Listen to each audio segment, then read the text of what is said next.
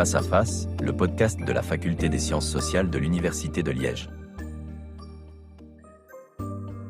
Dans un contexte où les discours d'extrême droite progressent partout dans le monde, la méconnaissance de l'autre ne fait qu'accentuer les divisions. La nécessité de revisiter notre histoire commune devient de plus en plus pressante.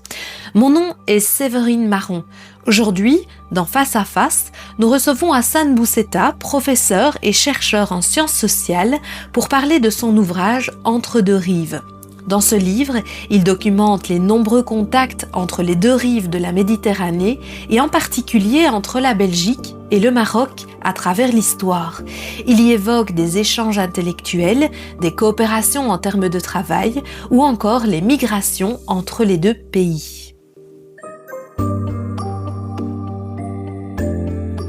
On pense souvent que la rive sud et la rive nord de la Méditerranée sont deux mondes qui se tournent le dos.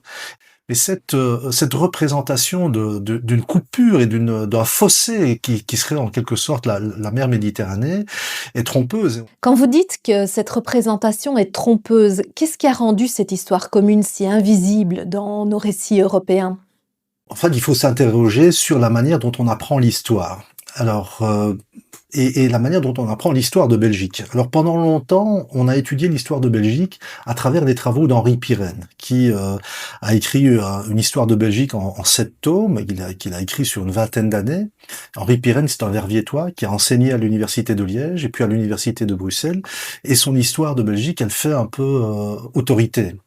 Et c'est lui qui, au XIXe siècle, va rechercher des traces de ce qu'ont été les Belges dans l'histoire, en essayant de réécrire une histoire nationale.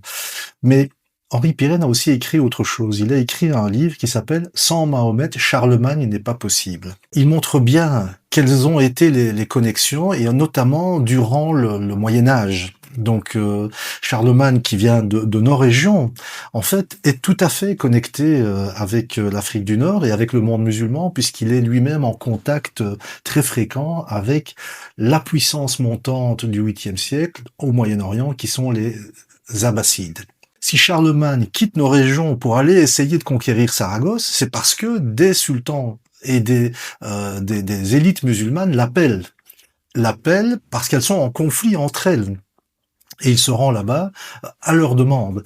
Et donc, il est déjà en contact diplomatique très intense avec notamment le grand calife de l'époque, Haroun al-Rachid. Et ce regard biaisé ne s'arrête pas au Moyen-Âge.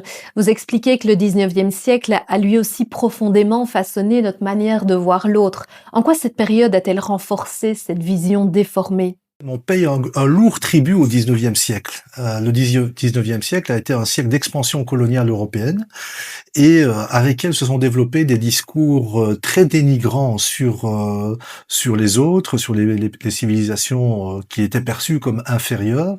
Et ce discours a servi de justification à l'entreprise coloniale.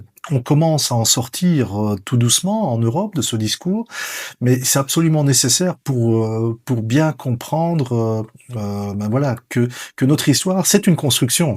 Avant d'aller plus loin, parlons un peu de vous, Hassan Bousseta. Comment résumeriez-vous votre parcours ? Je suis chercheur qualifié du FNRS, professeur associé à l'Université de Liège, donc à la Faculté des Sciences sociales, et j'appartiens au CEDEM, donc au Centre d'études de l'ethnicité et des migrations.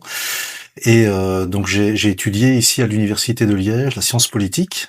Et juste après ça, j'ai fait un peu de sociologie du développement avec Marc Poncelet à l'époque. Et puis ensuite, je suis parti aux Pays-Bas, puis en Angleterre, en Flandre. Et puis je suis revenu à l'Université de Liège en 2003, après avoir beaucoup pérégriné. Et donc voilà, je travaille sur les questions d'immigration, d'intégration, de citoyenneté, et tous les thèmes qui sont associés à ça. Et comment est née l'idée de travailler sur l'histoire belgo-marocaine ? Oui, alors c'est né comment? Donc au départ, en 2004, j'étais très actif avec un groupe de jeunes intellectuels d'origine marocaine, belges d'origine marocaine, qui avaient décidé de sortir la convention bilatérale entre la Belgique et le Maroc de 1964, qui avait amené les travailleurs marocains en Belgique.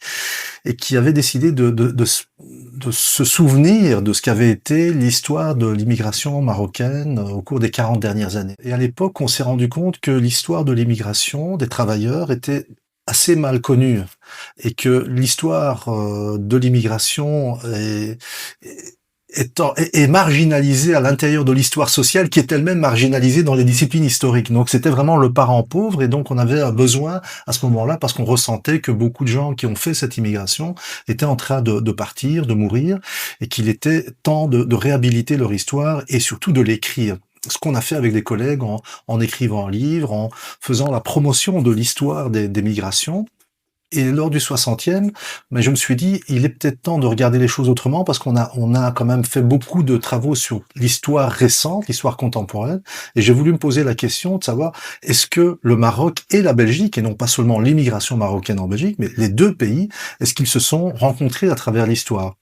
Et je suis parti sans trop d'a priori. Et puis au final, ça donne 260 pages de travail parce que on a l'impression que en fait nos sociétés ne sont pas connectées, ne sont pas liées, et puis lorsqu'on commence à creuser un peu, on se rend compte qu'elles ont été à travers l'histoire très souvent en contact, très souvent en dialogue, par différents canaux. Vous dites que la Méditerranée n'a jamais été une frontière étanche. Qu'est-ce que vous voulez dire par là? Et cette représentation d'une coupure et d'un fossé qui serait en quelque sorte la mer Méditerranée est trompeuse, et on sait que la Méditerranée, elle a ce double rôle. Elle est à la fois un espace de séparation, mais aussi un espace de connexion. Et il y a toujours eu de la connexion. Depuis l'époque préhistorique. Ces mouvements-là dans l'histoire, bien, on les raconte d'un point de vue.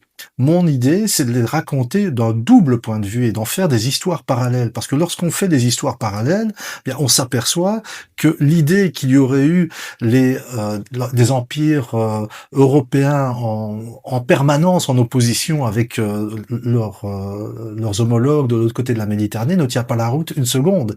Et ils ont été en circulation, parfois en alliance, parfois en mésalliance, parfois en guerre, à travers les croisades espagnoles, par exemple. Mais il y a aussi beaucoup de circulation, et notamment la circulation des idées, parce que durant cette période qui a quand même duré près de 8 siècles de présence musulmane en Europe, il y a eu beaucoup de développements intellectuels qui sont venus vers nous. Quand on vous écoute, on comprend que l'histoire longue change complètement notre manière de voir les débats actuels sur l'immigration et l'identité.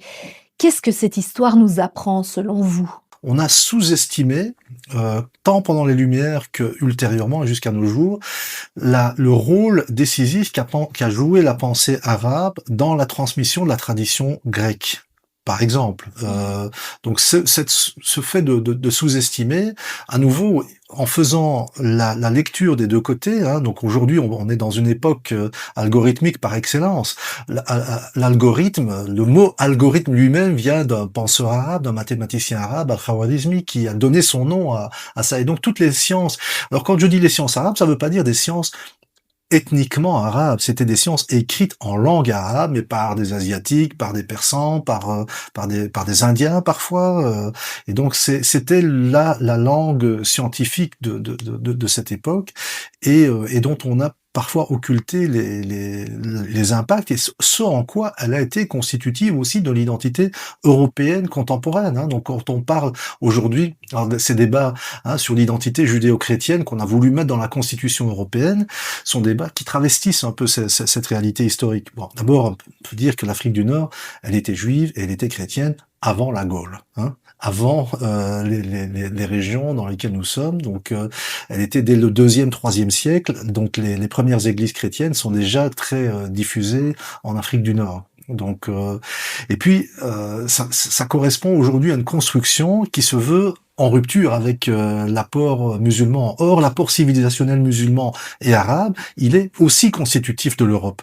Et l'inverse est vrai aussi. C'est-à-dire que l'identité arabe d'aujourd'hui, elle est aussi influencée par toutes les discussions, les dialogues qui se sont posés au XVIIe, au XVIIIe, au XIXe par rapport à l'Europe, qui est perçue par le monde arabe comme étant, donc si on se met du point de vue de l'autre côté de la Méditerranée, on a la conscience d'un passé très glorieux jusqu'en 1492, et on a conscience que Aujourd'hui, la puissance, elle est en Europe et donc le dialogue est permanent. Comment redevenir ce que nous avons été? Et des deux côtés, il y a ce besoin de décentrement parce que, fondamentalement, nous ne sommes pas si étrangers les uns aux autres des deux côtés de la Méditerranée. Et finalement, qu'est-ce que vous espérez que ce livre change dans notre manière de voir ces relations entre les deux rives? Ce qui est construit peut se déconstruire. C'est ce que les sciences sociales, c'est le message optimiste des sciences sociales, ce qui a été construit d'une certaine manière. Alors tout n'est pas facile à déconstruire, mais ce que j'espère à travers ce livre, c'est qu'il laissera une trace, que d'autres vont s'en saisir pour se dire, mais finalement, les civilisations sont en dialogue, les cultures ont toujours échangé. Merci Hassan Bousseta pour cet éclairage précieux. L'ouvrage Entre deux rives nous rappelle que l'histoire n'est jamais un récit figé, mais une matière vivante, faite de circulation, de rencontres et de transmission. Dans un moment où on cherche trop souvent à opposer, ce regard historique nous invite à relier. Merci de nous avoir écoutés. À très bientôt dans Face à Face.